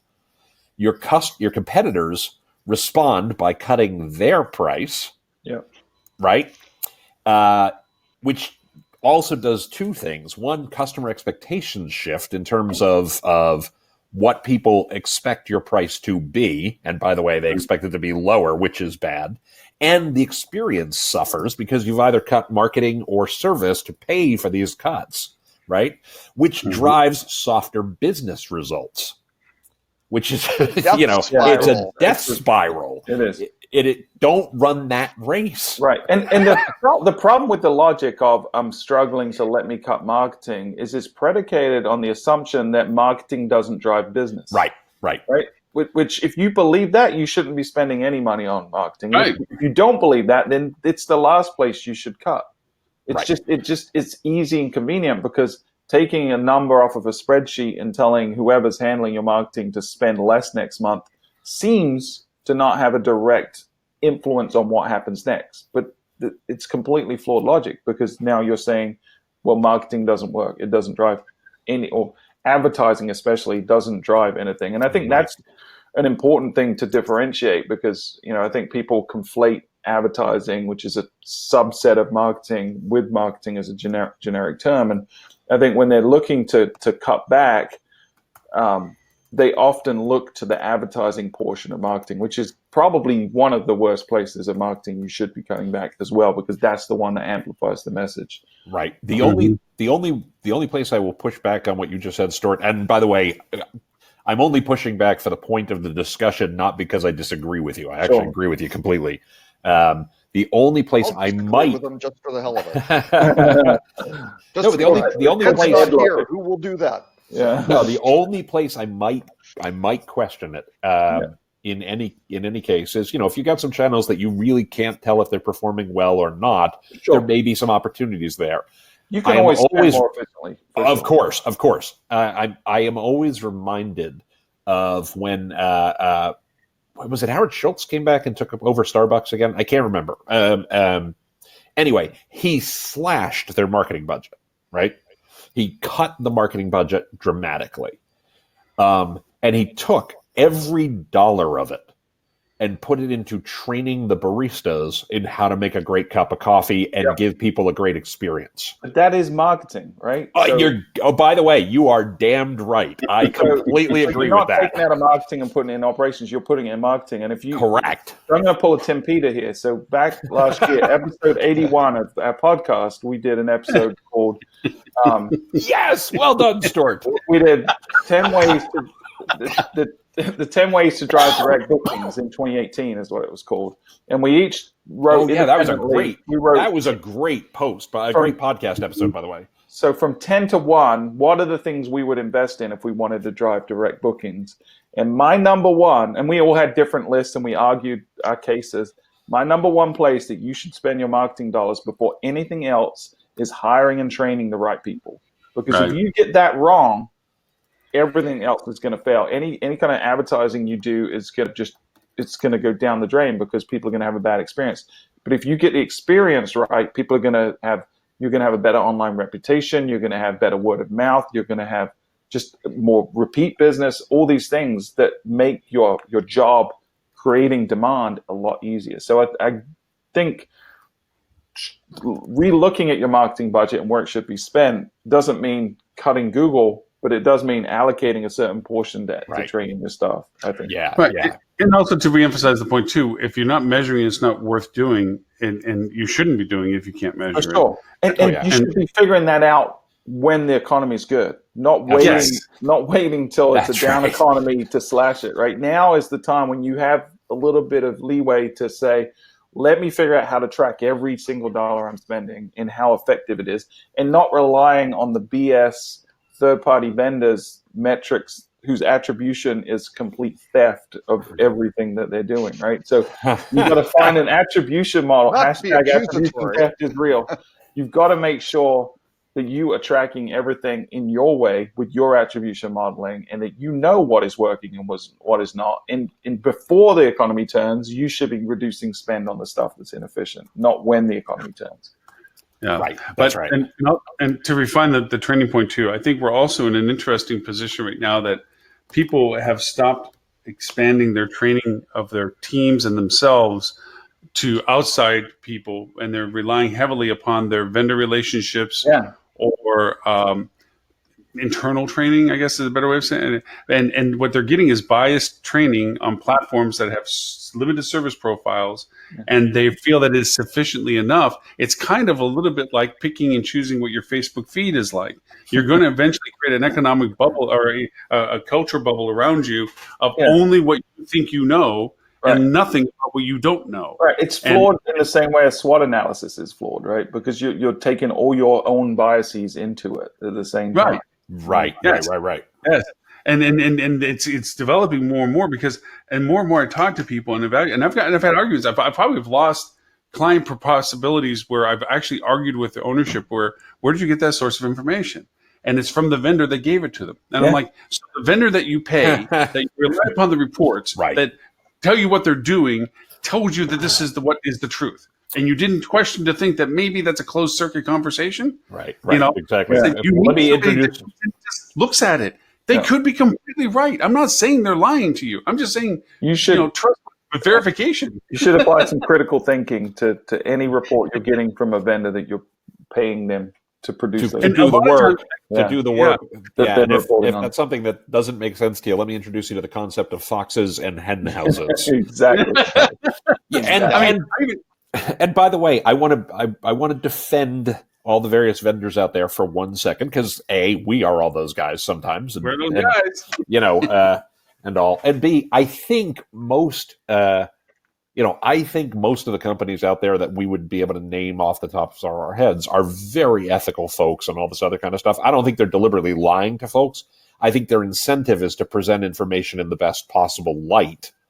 And so but when that's you're a relative thing in the best possible light for them. oh no, for not sure, for for sure, of course. Right. But I mean, it's funny. We do a thing. I do an exercise with folks on not social media marketing, on personalization and things like that, and for my Rutgers class, about crossing the creepy line, right? Yeah. And it's very hard to avoid crossing the creepy line. So for those who don't know, crossing the creepy line is when you do something that's creepy to your customers because you got too personal. And in practice, it's very hard to know that you're crossing the creepy line when all of your incentives are aligned to do the thing that might actually be creepy. Right. And so one of the ways you avoid that is you have somebody whose job it is and whose bonus is dependent on saying no, right? You have to have a devil's advocate. I always think this is fun. I admit I'm going to, pull a Robert and tell you the history of the world for a second. But I did it. I was going to pull a Tim. I was going to pull a Tim and say, look at my presentation from 2012 on the creepy line. So well, there you go. Perfect. Again, I am all for shameless self-promotion. Go nuts, Robert, on that one. But I always think it's funny where the term the devil's advocate actually comes from. Those who don't know, the devil's advocate is literally an official position within the Catholic Church when they are determining whether or not someone is going to be made a saint. There is a cardinal or a priest or somebody whose job it is to argue explicitly that the person should not be made a saint.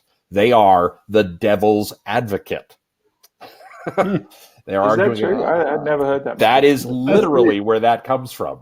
Wow. Well, they probably don't need it anymore because we have Twitter. So people will go and dig up the devil's on for sure. Yeah. But the point being, anytime you're going to cross something that's going to be the creepy line, you need to have somebody whose job it is to be the devil's advocate. The reason I'm bringing this up now is anytime you have an agency who's producing the report that tells you what a great job they're doing, it's somebody's role to be the devil's advocate. And it's okay if it turns out that you're wrong and the agency is right. That's great. It proves that the answer was the right answer. Because unfortunately, not every agency is going to be a saint every time. I'll be honest. We validate. Right. Trust but verify. Yeah. Trust but validate. Trust but verify. How we get over that at Fuel is our analytics department operates independently from our other teams. And they're not in any way incentivized by the success of the other teams. So we tell them and their job is to make sure we have a long-term relationship with the clients. Their job isn't to maximize profit next month. And because we don't have long-term contracts, it's all month to month. Their job is really to say to every client in an honest and ethical way, this is working, this is not working, this is where you should invest, this is where you shouldn't invest.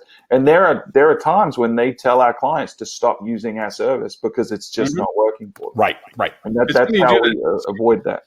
One of the changes in my brief time on the agency side, I went over and created a client advocacy because there was a disconnect between our account managers and our clients. The clients, we were wondering why the clients were leaving after what we thought were doing great work. And what happened was a lack of communication. They lost touch with what they were being given as reports. They didn't understand the reports. They were past the point of being asked the obvious questions, and they weren't being told the basics in a way. And then, simple changes in account managers with clients. Clients felt that they got disenfranchised, that they were just being passed on and all this other stuff. So I actually made a role of a client advocate. And that person was totally, to Tim's point, on the client side of talking to the clients and saying, look, my paycheck comes from this agency, but I'm here to find out what it is that you're getting or not getting. And we found out that reports were cumbersome, not useful, no action items, that they were redundant or unexplained. And we just started cleaning up some of the little stuff. And all of a sudden, it turned out to be phenomenal where the clients felt, hey, this is great. You are doing good work for me. Or, hey, this is something that I understand now. And so to your point, having that advocacy of somebody that goes over and says, hey, the emperor doesn't have any clothes on is good. You want, and it's okay to be wrong. It's okay to go over and say, we suck. Or, you know what, that agency is doing a good job for you. That's good. That's a validation point. So come on, guys. Stuart, you need to lock in these big, fat, juicy clients on long-term agreements. 20-year Marriott-style agreements. Well, I agree with that too. You just need to make sure you can prove that it's actually working. Nah. They Actually, don't have an out. It doesn't matter. You don't have to report anything. You just keep. Unfortunately, you say that in jest, but there are a lot of companies that operate that way. We've just described several companies' business models. Dependency. Yeah. You create this dependency. I have to sign off. I need to get to the airport finally. Yeah, and I actually need to sign off. I actually need to sign off as well. I need to get to the airport as well, but I need. Hey, you guys gonna ride together? We're going for very different ways. I'm actually meeting my daughter, who lives here in Arizona, and then we're going to pick up my wife, who is flying into Arizona. So nice. So I need to get to the airport to pick somebody up, but I have to actually pick up another human being first. Okay, so is your daughter in Tempe? My daughter is in Tempe. Yep. Share. Yeah. Man, has that town changed? Robert, have a great time. Thank you so much for being on the show. Robert, talk to you about everything. The rut row is not really rut row. It's just really kind of some scary futuristic. It's very rut row. Yeah. Yeah, it's very. Oh, it is very. See, I thought there may be a rut row versus not rut row discussion. It's super cool. It is super cool, but we're all screwed for sure. It is. Yeah. If we do that, we are totally screwed. Is going to be extinct in the next. Yeah. Okay. Oh, See you guys later. Do I hit the red button, Lauren? No, do not hit the red button. Bye, Robert. So, Tim, real quick, Tempe, man. I mean, I was there only like 4 months ago, and then just last week, and there's 4 whole new buildings up and stuff. It's crazy. Oh, yeah. Well, yeah. I mean, downtown was really cool. I mean, it was a lot of fun. It's definitely college town. But it's just growth is crazy up there. So I always tell the story that when we first lived, so we lived here for 8 years. And when we first moved here, the first house we bought here was about as far northeast Phoenix as you could live. We were pretty much right on the edge of town. And then we bought a second house 5 years later that was 5 miles northeast of where we lived, and was in a completely developed community. Like, it wasn't like we were the first house on the land. Like, it looked like the town had been there for years. Where my in-laws live, because my in-laws live in the greater Phoenix metro area as well, literally where they live is, huge, sprawling area. And his was literally you'd been driving through the desert for 20 miles back when I lived here 18 years ago at the time. And again, it's just looks like a town that's been there forever. Well, even the Biltmore where you're at, it used to be in its own little area. I mean, the Biltmore was literally the edge of town when they built the thing in the 30s. Like, it was on the outskirts of town. Turn the corner, there's the Biltmore. It's like, oh yeah, there's Camelback. It's crazy. Yeah, definitely. No, it's insane for that. But no, sorry, to get to the last on the rut row thing, the Neurotech startups to watch brain machine interfaces. Yeah, if we get plugged in, well, one good part is if it happens while we're still alive, we can live forever.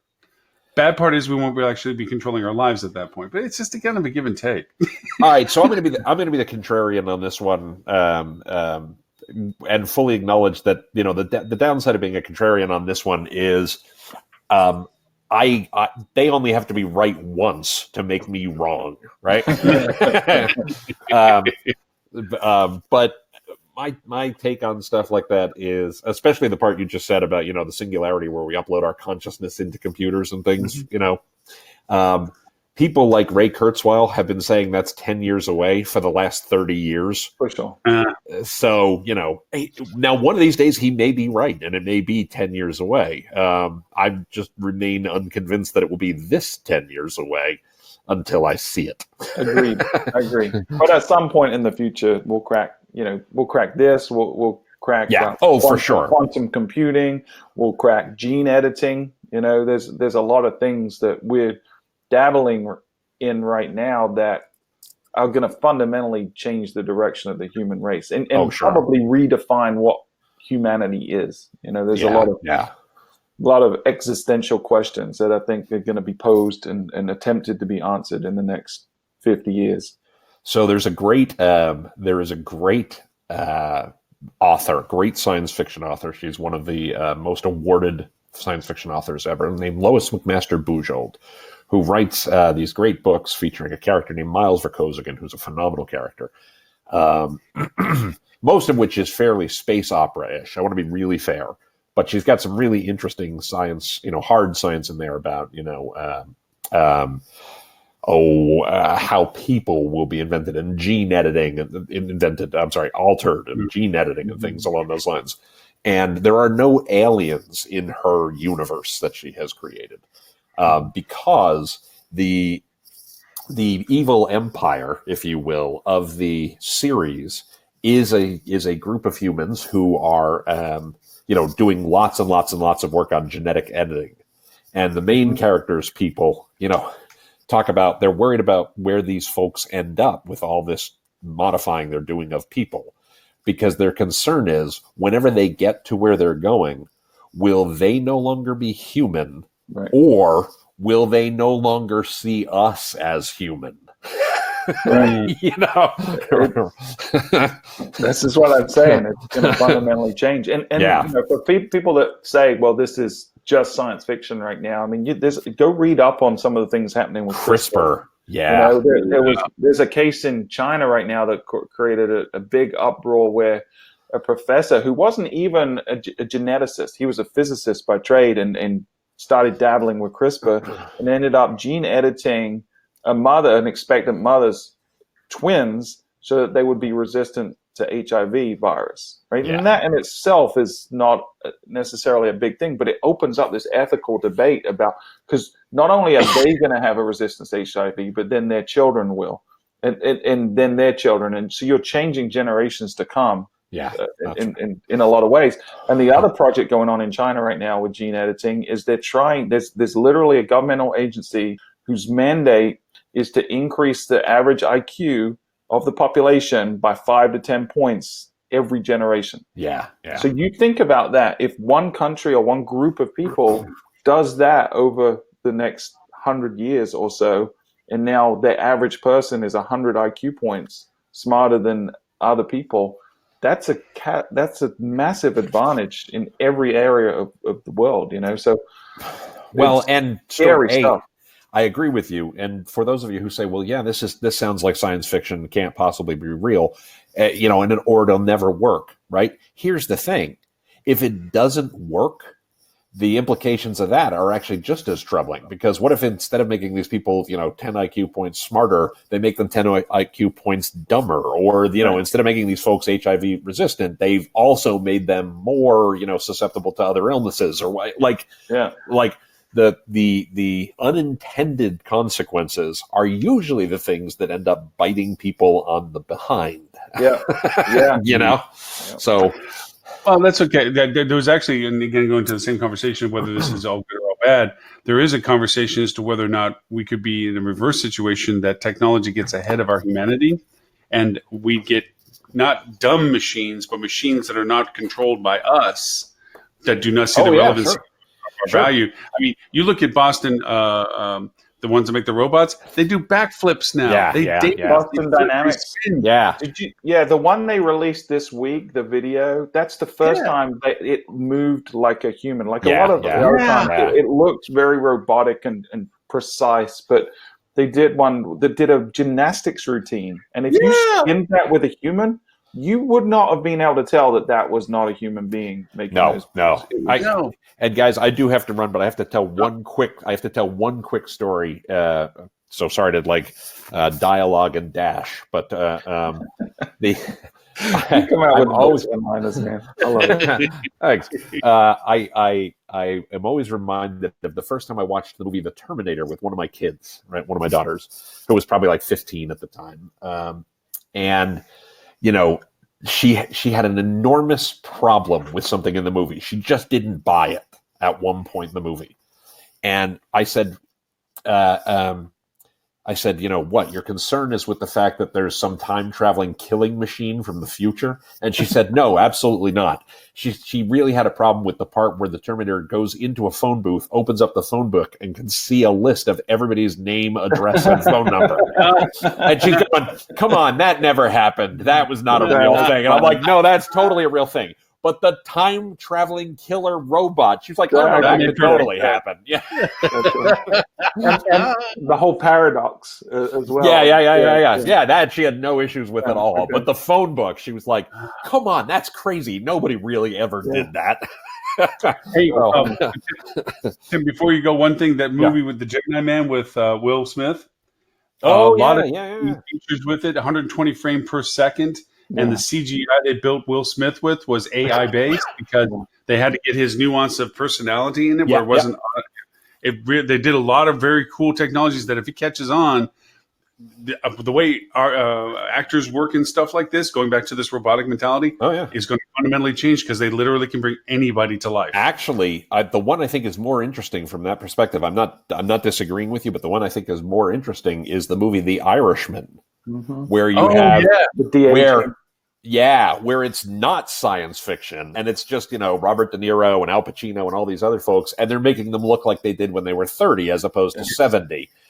And the point isn't the CGI; it's just you're seeing these people age throughout the movie, and it's like that's crazy. So anyway, I really do have to bolt because I really don't want my lovely bride standing by an airport all by herself. So. You guys are great. Have a great weekend. I will see you next week, and we'll go from there. All right, Tim. And we'll tell you wherever you can find you on timpeter.com and TC Peter and all that stuff. Rock on. And check out the Fuel Travel podcast because it is a phenomenal podcast. You absolutely should listen to it. Totally agree with that. All right. People are going to think we're in cahoots because I always promote yours. So. Well, I wanted to reciprocate the love. So, all right, guys. All right. You all have a great weekend. I'll see you soon. Thanks, Tim. Take care. Didn't anybody see The Wrath of Khan to know that you don't want to do genetic messing around? Come on. Well, they got this debate going on right now with, I think it's Martha's Vineyard where there's such an outbreak of ticks and Lyme disease. And so there's people that are saying, okay, we have the technology with CRISPR now where we could genetically alter the ticks in the wild and go and procreate and essentially eradicate this from existence. But then people are like, but what if we do that? What are the consequences?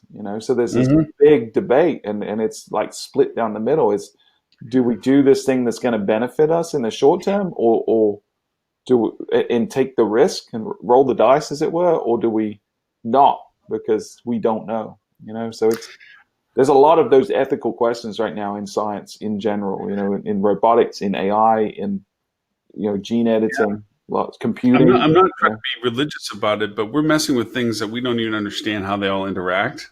No, but we have, as a species, we always have, though, right? Yeah, really, there was down here when the mosquitoes were going, and they were, I forget what they called when they made children grow up with small heads and so far. I forget what the disease was, and they were going to release neutered male mosquitoes to kill the female mosquitoes. To eradicate the mosquito issue. And it's kind of like, okay, I mean, nobody thinks there's a reason for mosquitoes, but they're here. So there has to be something. The food chain, right? And so what happened? Yeah. Any ecosystem where there's an artificial manipulation of something, there's going to be a reaction. Mother Nature has a way of reacting. So. Yeah, I mean, pythons are in the Everglades because we were silly enough to import them and non-native species of stuff. And they put, there was a lily patch problem in a lake down here, so they brought in some hybrid fish from Asia to eat the, and then it killed everything else too. It's kind of like, guys, we don't know enough about this. It does one thing, but to your point, it does something else too. Right. It's an invasive species, or it allows another population to outgrow. It's really tough, though, right? Especially when you're talking with some of these ethical questions about gene editing, and especially when it comes to humans and maybe augmenting humans with technology too.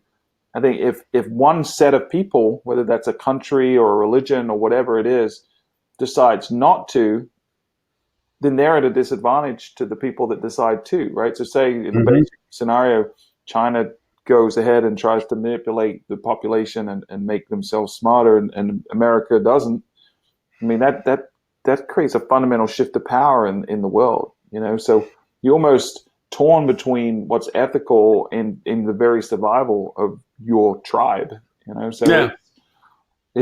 it's crazy world we live in. It's really crazy world.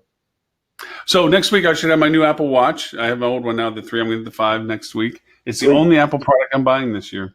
I think Apple is close to Fonzie putting on the leather jacket and going water skiing over a shark. Well, yeah. I mean, they haven't innovated like they used to, and part of that's because the technology is maturing. The iPhone is 11 years old, 12 years old now, so they've somewhat perfected it. I think we'll see a bigger jump next year, but we will. Yeah, with 5G. I almost wonder if they'd be better served at this point going to a 2-year cycle versus a 1 year, because 1 year of R&D and manufacturing is not a lot of time to cram in a lot of new things, right? Well, so they said that the average phone replacement now is up to 2.8 years is the average change from 2.4. You have the X too, right? We got them around the same time, I think, when the X. Yeah, I got the 10, but I know that's it. That's all I have. I don't know about you, but I used to be religiously every 2 years. When my contract was up, I would get the new one. But I also was in a scenario where at the end of every 2 years, it was dragging. Like the battery was not lasting as long. It was slowing down, and it was problems. But I have not noticed one issue with my iPhone X, and I've had it for 2 years. No, it's been incentive for me to upgrade. Yeah, no, I don't have any reason to replace. I mean, I love the new cameras on the new phone, but it's not worth it. I love the faster processor. It's not worth it. Yeah, there's no killer app, right? There's no differentiator. And I want the 5G next year. I don't want to have to buy another, from just when you're over kind of thing. But I just get disappointed when I see Apple doing Apple Plus and Apple Games, and it's turning into a subscription service. And I'm like, they're losing sight, man. They're trying to diversify at the wrong time. They're probably 10 years too late to do some of those things. And they missed the home focus. Yeah, that whole. They don't even talk about their speaker system anymore.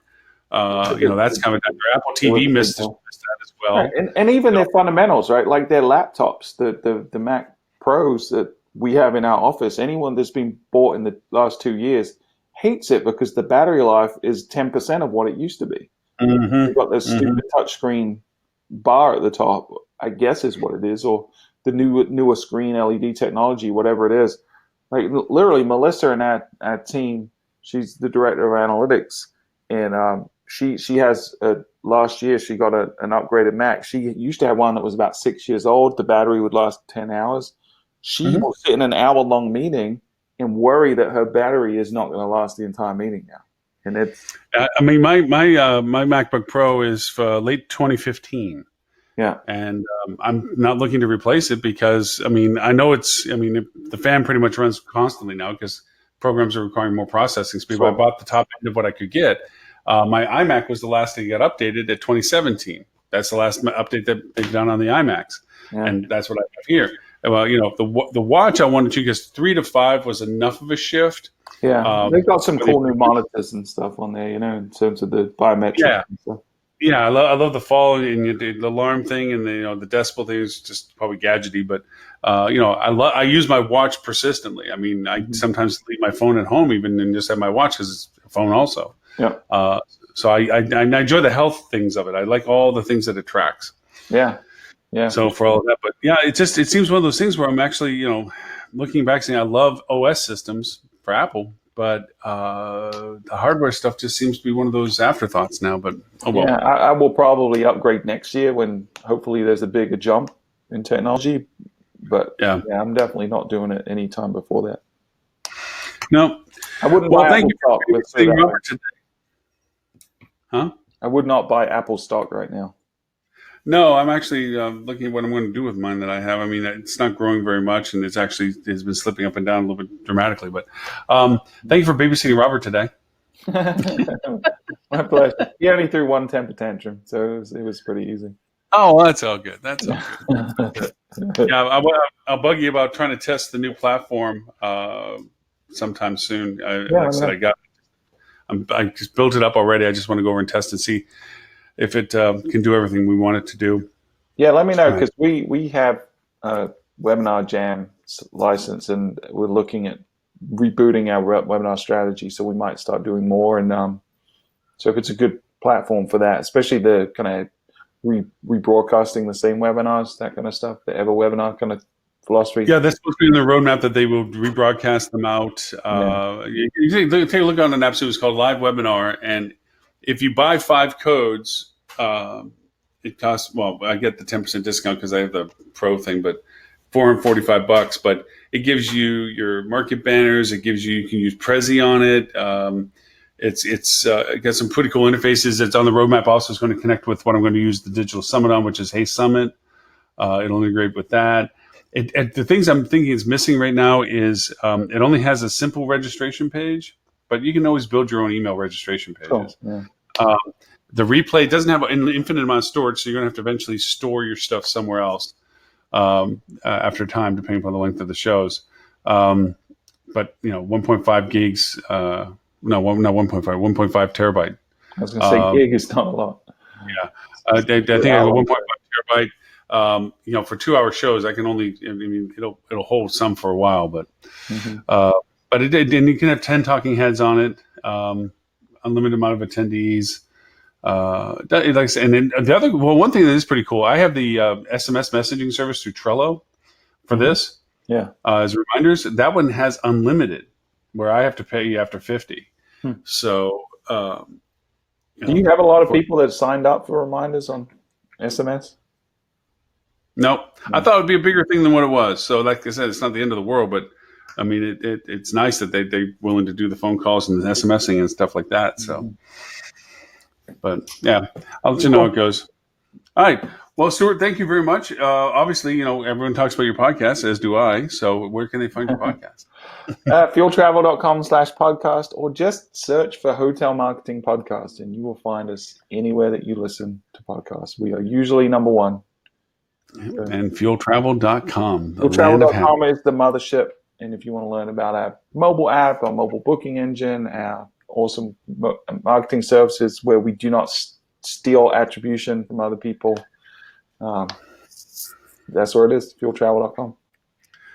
Excellent. And for being able to play the show back, you can go to hospitalitydigitalmarketing.com/live. There, all of our previous 216 episode links are available as well through archive links, or for this year, individual links all the way back to the beginning of January. So, and I do want to rave about Tim's podcast, even though it looks like I'm reciprocating quid pro quo, because quid pro quo seems like a topic right now in the news.